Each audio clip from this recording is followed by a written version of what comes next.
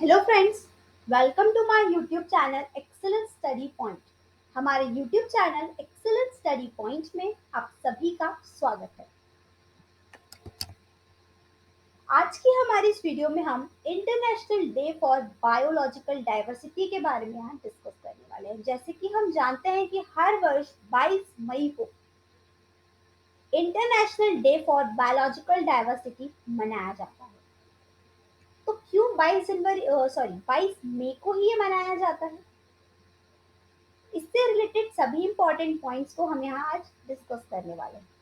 लेकिन उससे पहले अगर अभी तक आपने हमारे चैनल एक्सीलेंट स्टडी पॉइंट को सब्सक्राइब नहीं किया है तो हमारे चैनल एक्सीलेंट स्टडी पॉइंट को सब्सक्राइब जरूर करें ताकि आपको हमारी वीडियो से जुड़ी सभी लेटेस्ट अपडेट मिलती रहे। The International Day for Biological Diversity is observed on 22nd May every year. हर वर्ष भारत में international day for biological diversity मनाया जाता है। ना सिर्फ भारत में, क्योंकि ये एक इंटरनेशनल डे है, तो इसे पूरे विश्व में मनाया जाता है। The United Nations General Assembly in 1993 proclaimed 22nd May as IDB to increase understanding and awareness of biodiversity issue. United nation general assembly ने 1993 से हर वर्ष यहाँ पर 22 मई को इंटरनेशनल बायोडाइवर्सिटी डे मनाने के लिए यहाँ पर इसकी शुरुआत की थी। इसकी शुरुआत इसलिए की थी ताकि यहाँ पर बायोडाइवर्सिटी इशू से रिलेटेड अवेयरनेस को बढ़ाया जा सके। The UNGA declared the period 2011 to 20 as the United Nations Decade on Biodiversity to promote the implementation of a strategic plan on biodiversity and its overall vision of living in harmony with nature.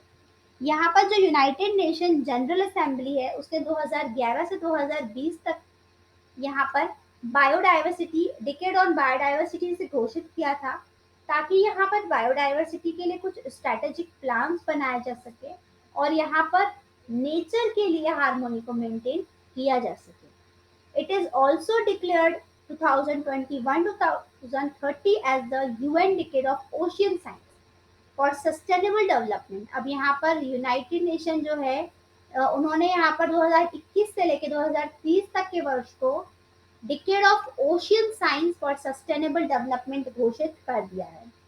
ये क्या करेगा? ये ecosystem restoration पर work करेगा। दूसरा यहाँ पर sustainable development पर ये वर्क करेगा। Some global initiative to save biodiversity. अब बायोडाइवर्सिटी को बचाने के लिए यहाँ पर हमारी जैव विविधता को बचाने के लिए कुछ ग्लोबल इनिशिएटिव भी लॉन्च किए गए थे। Convention on biological diversity, it is a legally binding treaty to conserve biodiversity that has been in force since 1993. India is a part of the convention. यहाँ पर जो कन्वेंशन ऑन बायोडाइवर्सिटी है ये एक लीगली बाइंडिंग ट्रीटी है जो कि biodiversity को कंजर्व करने के लिए इसकी शुरुआत की गई थी 1993 से। इंडिया भी इसका पार्ट है। Convention on international trade in endangered species of wild fauna and flora. इसके बाद यहाँ पर एक और है जो कि इंटरनेशनल ट्रेड है endangered species of flora and fauna. It provides public, private, and non-governmental organizations with the knowledge and tools that enable human progress, economic development, and nature conservation to take place together.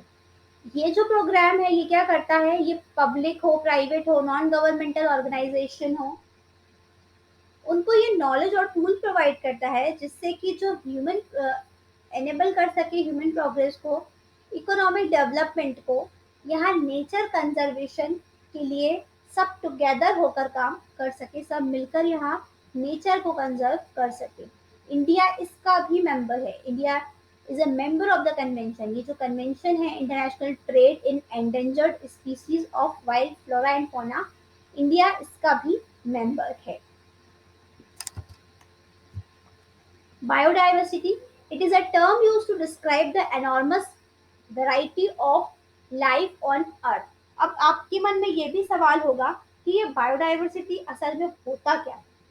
तो biodiversity वो term है जो कि हमारी पृथ्वी पर पाए जाने वाली अलग अलग प्रजातियों के बारे में बताती है।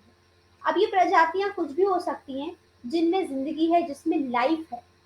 वो एनिमल्स भी हो सकते हैं, वो बर्ड्स भी हो सकते हैं, वो मैमल्स भी हो सकते हैं, वो किसी भी प्रकार के species, all type of species हो सकते हैं, वो ह्यूमन भी हो सकते हैं।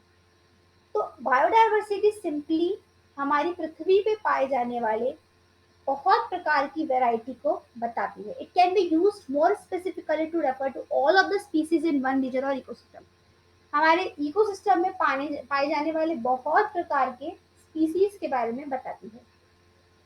Biodiversity refers to every living thing including plant, bacteria, animal and human. Biodiversity में वो सभी लिविंग थिंग्स आते हैं, जैसे कि प्लांट है, अब आप कहेंगे plant, yes plant is a living thing. Bacteria है, एनिमल है, ह्यूमंस है, ये सभी बायोडायवर्सिटी का ही पार्ट है। It is often understood in terms of the wide variety of plant, animal and microorganism, but it also includes genetic difference within each species. यहाँ पर plant, animals, micro organism ये सभी variety में पाए जाते हैं। क्यों? क्योंकि उन सभी में एक एक अलग अलग प्रकार के जेनेटिक डिफरेंस होते हैं। हर स्पीसीज में कोई एक अलग चीज, कोई एक नई चीज पाई जाती है।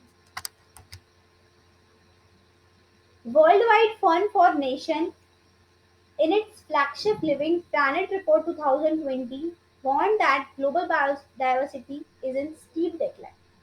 यानी कि यहाँ पर जो world wide fund for nature के द्वारा यहाँ एक लिविंग प्लैनेट रिपोर्ट 2020 जारी की गई थी, उसने इस बात पर बहुत जोर दिया था कि जो ग्लोबल बायोडाइवर्सिटी है वो धीरे धीरे कर कर डिक्लाइन हो रही है। क्यों हो रही है?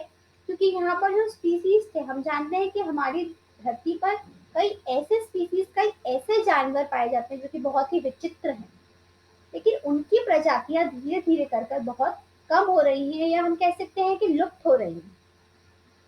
It has revealed a global species loss of 68% in less than 50 years। यानी कि 50 सालों में 68% से यहाँ पर लॉस हो रहा है। a catastrophic decline never seen before। ये जो कैटेस्ट्रॉफिक डिक्लाइन देखने के लिए मिल रही है, ऐसी पहले कभी नहीं देखने के लिए मिली। तो जो ग्लोबल स्पीसीज है उनमें यहाँ 68% का लॉस देखने के लिए मिला है, वो भी 50 से भी कम वर्षों में। ऐसा डेक्लाइन पहले यहाँ कभी देखने के लिए नहीं मिला है, इस रिपोर्ट के द्वारा ये कहा गया है। तो यहाँ कंसर्न की जरूरत है, क्योंकि अगर हमने नहीं यहाँ ऐसा किया, कंसर्न नहीं किया इस बात को लेकर, तो हमारे जो स्पीसीज धरती पे पाए जाते हैं वो धीरे धीरे कर कर लुप्त हो जाएंगे। यहाँ जो वेराइटीज ऑफ लिविंग ऑर्गेनिज्म पाए जाते हैं वो यहाँ पर खत्म हो रहे हैं। अब यहाँ कंजर्वेशन की जरूरत क्यों है बायोडाइवर्सिटी को? So it boosts ecosystem productivity where each species, no matter how small, all have an important role to play। Conservation की जरूरत इसलिए है ताकि जो हमारे इकोसिस्टम की प्रोडक्टिविटी है उसे बूस्ट किया जा सके। ये सभी स्पीसीज के लिए है, इससे कोई फर्क नहीं पड़ता कि वो स्पीसीज कितने छोटे हैं, क्योंकि छोटे से लेके बड़े हर प्रकार के स्पीसीज पाए जाते हैं, लेकिन सभी का यहाँ पर इकोसिस्टम में एक अपना इम्पोर्टेंट रोल होता है। A larger number of plant species means a greater variety of crops। यहाँ पर अगर larger number of plant species होंगे, अगर अलग अलग तरह के प्लांट होंगे, तो यहाँ पर जो क्रॉप्स हैं वो भी बहुत ग्रेटर वैरायटी में पाई जाएंगी। Greater species diversity ensures natural sustainability for all life form. अब यहाँ पर अगर अलग अलग प्रकार की फसलें पाई जाएंगी, ग्रेटर स्पीसीज डाइवर्सिटी ये इंश्योर करती है कि यहाँ पर जो नेचुरल सस्टेनेबिलिटी है हर प्रकार की लाइफ फॉर्म्स के लिए भी बढ़ेगी। The world should conserve it so as to maintain the food chain. अब फूड चेन को बनाए रखने के लिए भी कंजर्वेशन जरूरी है। फूड चेन क्या होती है? फूड चेन के बारे में हम डिस्कस करेंगे डिटेल में, पर एक शॉर्ट में बताती हूँ। यहाँ पर फूड चेन क्या होती है? फूड चेन वो प्रोसेस होती है जिसमें हम कह सकते हैं ये रिसाइकलिंग प्रोसेस है। रिसाइकलिंग तो हम नहीं कह सकते, लेकिन हाँ सिंपल इसमें क्या होता है, जो छोटा एनिमल होता है उसको बड़ा एनिमल खाता है, फिर जो उससे बड़ा एनिमल होगा वो उससे खाएगा। जैसे कि आप कह सकते हैं ग्रास हॉपर। आप अगर यहाँ पर 6 या 7 क्लास की बायो की बायोलॉजी की बुक देखेंगे तो उसमें आपको एक डायग्राम मिलेगा जिसमें ग्रास हॉपर जो है वो ग्रास खाता है। उस ग्रास हॉपर को कौन खाएगा? बर्ड खा लेगी। अब बर्ड को कोई और खा लेगा। तो इस तरीके से जो कहते हैं कि डेवलपमेंट हो रहा है स्पीसीज में, तो उनका साइज बढ़ता जा रहा है, तो जो सबसे बड़ा एनिमल होगा वो छोटे को खाता जाएगा। इसको हम कहते हैं फूड चेन।